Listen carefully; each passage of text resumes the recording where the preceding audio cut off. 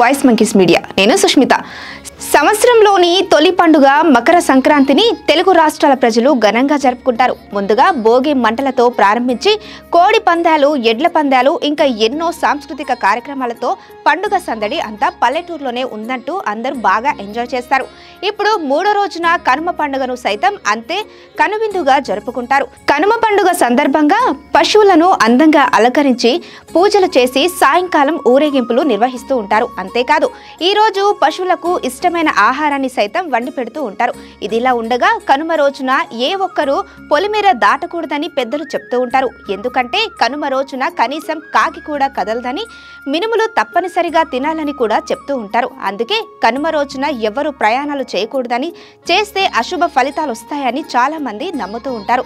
అయితే కనుమ రోజున ఎందుకు ప్రయాణించకూడదు, ఒకవేళ ప్రయాణిస్తే ఏం జరుగుతుందనే పూర్తి వివరాలు ఇప్పుడు తెలుసుకుందాం. సంక్రాంతి సందర్భంగా 2 రోజుల పాటు ఇంటిల్లపాది పిండి వంటలు చేసుకున్న ప్రతి ఒక్కరూ కనుమ రోజున తమ పూర్వీకులను తలుచుకుంటూ మాంసాహారం తింటారు. వీటితో పాటు మనకు పోషకాహారం అందించే మినుములు కూడా తినాలని చెప్తారు పెద్దలు. వీటిని తినడం వల్ల శరీరానికి తగినంత వేడి అందుతుందని, ఇది చలి నుంచి తట్టుకునేందుకు ఉపయోగపడుతుందని చెప్తారు. అంతేకాదు కనుమ రోజున కుటుంబంతో కలిసి, బంధువులతో కలిసి విందు భోజనాలు చేయాలని చెప్తారు. కనుమ రోజున ఉదయాన్నే పశువులను పూజించి మధ్యాహ్నం తమ పూర్వీకులకు తర్పణాలు ఇవ్వడం వంటివి చేస్తారు. మరికొన్ని ప్రాంతాల్లో కనుమ రోజున గ్రామ దేవతలకు మేకపోతు, కోడి, గొర్రె పొట్టేలను బలి ఇస్తూ ఉంటారు. ముక్కనుమకు పెద్దగా ప్రాధాన్యత లేదు. అయితే ఈ రోజున గోదావరి జిల్లాలతో పాటు ఉత్తరాంధ్రలో నాటుకోడి పులుసు, నాటుకోడి ఇగురు, రొయ్యల వేపుడు, చేపల పులుసుతో పాటు మాంసాహారాన్ని పుష్టిగా లాగిస్తారు.